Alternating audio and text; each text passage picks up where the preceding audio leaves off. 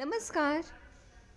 Women's world recipes आणि stories to परिवाराला आज मी घेऊन आली आहे आपली गावठी साधी पण खूपच पौष्टिक अशी तांदूळचा भाजी.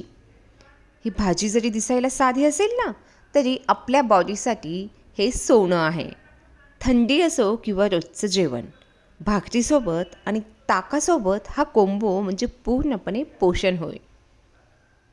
आज आपण बघणार आहोत तांदूळचा भाजी कशी बनवायची, तिचे जबरदस्त फायदे, वेट लॉससाठी का बेस्ट आहे, भाकरी आणि ताकचा कोंबो आपल्या बॉडीवर काय इफेक्ट करतो.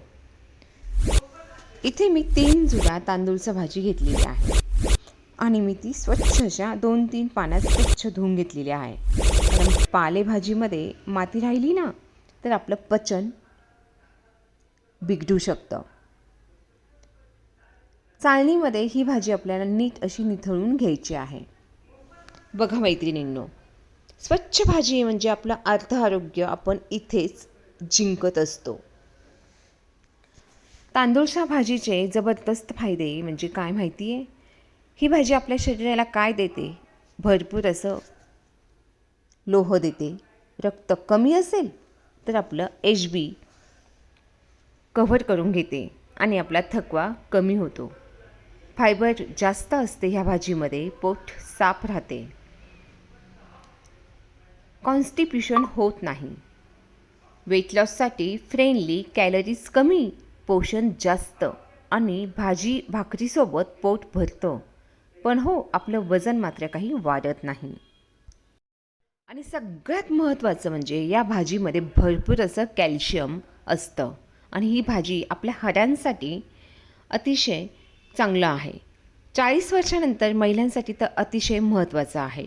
आपली इम्युनिटी वाढवते. हिरव्या पालेभाज्यांमध्ये शरीराची रोगप्रतिकारक शक्ती ही भाजी आपल्याला वाढवते. आणि सर्वात महत्त्वाचं, त्वचा आणि केसांसाठी अशी फायदेशीर ही आयरन आणि मिनरल्समुळे आपल्या बॉडीला, चेहऱ्याला ग्लो येतो. भाकरी प्लस भाजी प्लस ताक, वाह! आता बघा हा कोंबो बॉडी आपल्यावर काय इफेक्ट देतो तो. कढईमध्ये अगदी मी थोडंसं असं तेल इथे मी घालून घेतलेलं आहे. थोडं तेल म्हणजे तुम्ही तेलाचं तुम्हाला हवं तसं प्रमाण घेऊ शकते. मी ऑलवेज तेलाचं प्रमाण हे कमीच वापर करत असते. इथे तुम्ही लसूण ठेचून घ्या किंवा धुवून घ्या. इथे मी कट करून घेतलेला आहे आणि छान असा हा लसूण 2-3 हिरव्या मिरच्या लालसर परतून द्यायचं तेलामध्ये आणि मस्तपैकी आपली ही तांदूळची भाजी